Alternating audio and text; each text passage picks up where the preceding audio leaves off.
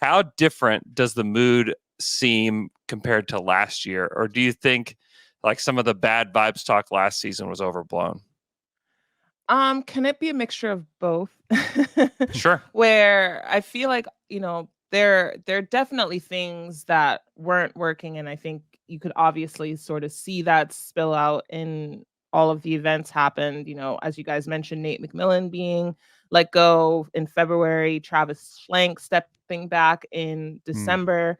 Yep. The rumor of, McMillan trying to quit at some point during the season, the idea Yeah. of Nate and Trey having conflict. So, yeah, I think it was a mixture of both of yes, there were bad vibes around, but I think for the most part it was still somewhat good, somewhat positive that they were able to kind of shift gears when they brought in Snyder.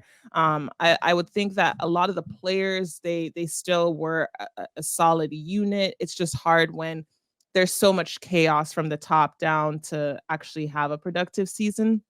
But I think they still liked each other, still enjoyed each other. It's just hard when you're losing and everything winning cures everything if we're being honest. But this Hmm. season, I do think we can say there is a remarkable change in the vibes, and I hate to keep using that word, but the vibes are good. Even after those first two losses, they lost to Charlotte in their home opener. You guys just mentioned the Knicks on Friday, they lost to them, but the mood didn't really shift that much. There was still a lot of optimism. You could still tell that these guys were really excited to play with each other.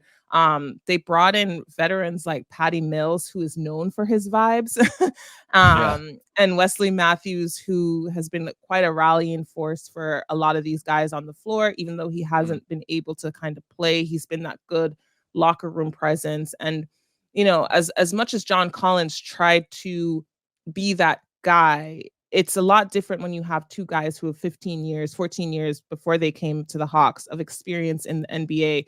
A guy like Patty who knows what it takes to win a championship. He did that with the Spurs and played some pretty good minutes during that season for them. So I think when you have a lot of guys who have positive energy, it eventually spills out. And it seemed like, during training camp, they were having a lot of fun, even though it sounded like there were a lot of hard practices that were happening. But the word that they kept using was just energy. There's just a lot of energy. And I think one, the newness of having Quinn have a full off season with them kind of added to that. You have the novelty of him implementing his system and what he wants out of this team. Both Trey Young and DeJounte Murray talked about how much they wanted to win this season. They didn't really care about, stats, so to speak. Obviously, guys are going to care about that in some shape or form, but I think the number one priority was for them to win games. And I think we're seeing that kind of spill over into the rest of the roster. And so vibes are good to answer your question in a very long roundabout way. So one of the early season surprises for the Hawks has been the play of Jalen Johnson. He's Hmm. averaging 13, 8, and 2 while playing over 28 minutes per game in his third season. Hmm. How unexpected was this leap from Jalen, and where have you seen the biggest improvements in his game compared to last season? Yeah, I don't think it was unexpected at all. I think the expectation was that he would take a big leap forward, particularly because I think he gave the Hawks enough confidence toward the end of the season. He instilled a lot of confidence in Quinn Snyder.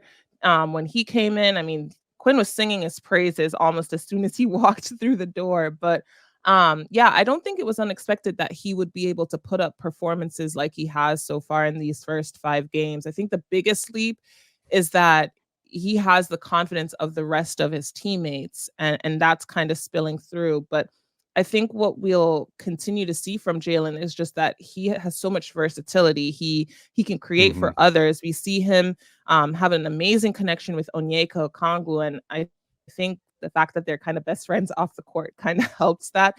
But Hmm. we're seeing him make plays for other people, Sadiq Bey, Clint Capella. We're seeing him facilitate for guys like Trey Young and DeJounte Murray as, he gets uses to kind of sag off of some of those guys. So I think, it's just amazing to see what having the confidence of everyone in the organization does for a guy. And I think we're seeing that spill out. But I also think it helps that he had a little bit of a practice session with one of the greats, LeBron James, over the summer. And so I think we're just kind of seeing, this kid mature and grow up and really step into who he is as a player.